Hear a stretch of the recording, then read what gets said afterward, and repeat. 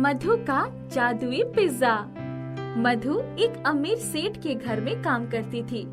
वो अपना काम बहुत अच्छी तरह से करती थी, इसलिए अमीर सेठ भी उसके काम से बहुत खुश रहता था। एक दिन मधु की बेटी बहुत बीमार होती है।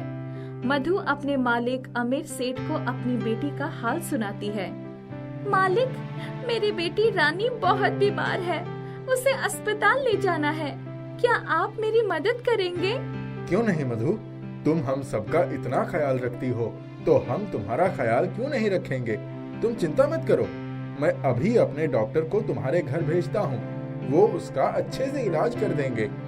परंतु मालिक, मैं उनकी फीस कहाँ से दूंगी?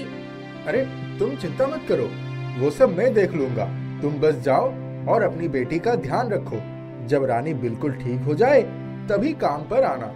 धन्यवाद मालिक, मैं आपके इस एहसान को कैसे चुका पाऊंगी? कुछ दिन बाद। अरे मधु, तुम काम पर आ गई। रानी बिटिया की तबीयत कैसी है? मालिक, वो बहुत अच्छी हो गई है। आज तो वो स्कूल भी गई है। भगवान आपको लंबी आयु दे। लंबी आयु का क्या करूंगा मधु, मेरे बेटे संजू ने तो मुझे बहुत मुश्किल में डाल दिया है।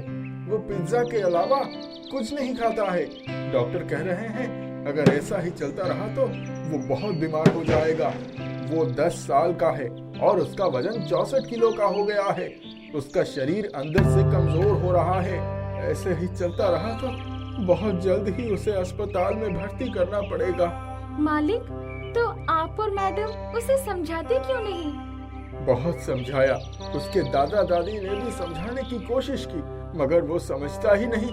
पता नहीं क्या होगा। ये कहकर मायूस अमीर सेठ अपने काम पर चला जाता है।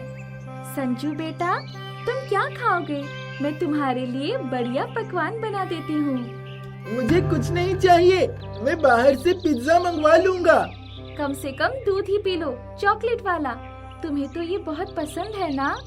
मैंने कहा ना, मुझे कुछ नहीं चाहिए, मुझे खेलने दो, तुम जाओ यहाँ से। मधु बहुत परेशान हो जाती है।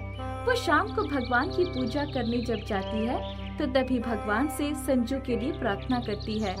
हे भगवान, संजू पर कृपा करें और उसे इस पिज्जा खाने वाली बीमारी से बचाएं। मैंने अगर आपकी जरा भी सेवा की है तो आप मेरे लिए संजू की मदद करें।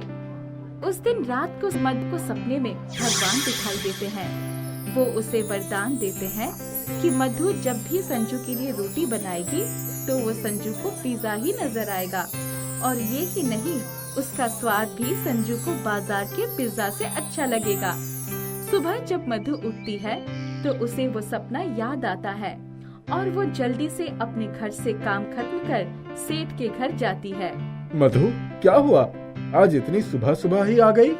मालिक, कल रात मेरे सपने में भगवान आए और उन्होंने मुझे मेरी पूजा और तपस्या के लिए वरदान दिया है।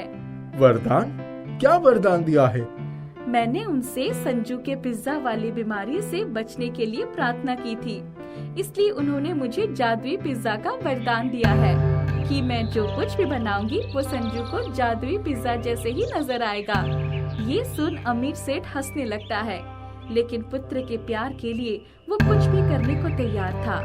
चलो फिर बनाओ अपना जादुई पिज्जा, देखें भगवान ने तुम्हें क्या शक्ति दी है। मैं संजू के लिए बढ़िया रोटी और सब्जी का पिज्जा बनाती हूँ।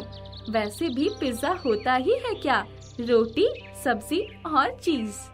घर के सभी नौकर अमीर सेठ और उसकी पत्नी के साथ मधु को रोटी बनाते देखते हैं। मधु जल्दी से रोटी बनाकर उस पर सब्जी पिज्जा की तरह सजा देती है। मधु, ये तो बिल्कुल आम रोटी है, इसमें क्या खास है? ये तो संजू बिल्कुल नहीं खाएगा। मालिक, चलो संजू को बुलाते हैं, फिर देखते हैं। संजू बेटा, जरा नीचे जाओ, देखो मधु ने तुम्हारे लिए जादुई पिज्जा बनाया है। क्या जादुई पिज्जा? वैसे तो मैं बाजार का बना ही खाता हूँ, पर भूख लगी है तो चक्कर देखता हूँ। संजू पिज्जा खाता है।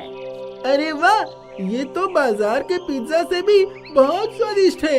सच में ये तो जादुई पिज्जा है। मधु दीदी, आज से मैं आपके हाथ का बना जादुई पिज्जा ही खाऊंगा। ये देख सब हैरान हो जाते हैं उनको तो वो साधारण रोटी सब्जी ही दिख रही थी। मधु, तुम महान हो। तुम भगवान से अपने लिए भी कुछ मांग सकती थी, लेकिन तुमने मेरे बेटे के लिए ही वरदान मांगा। मैं तुम्हें अपने बगल वाला मकान उपहार में देता हूँ।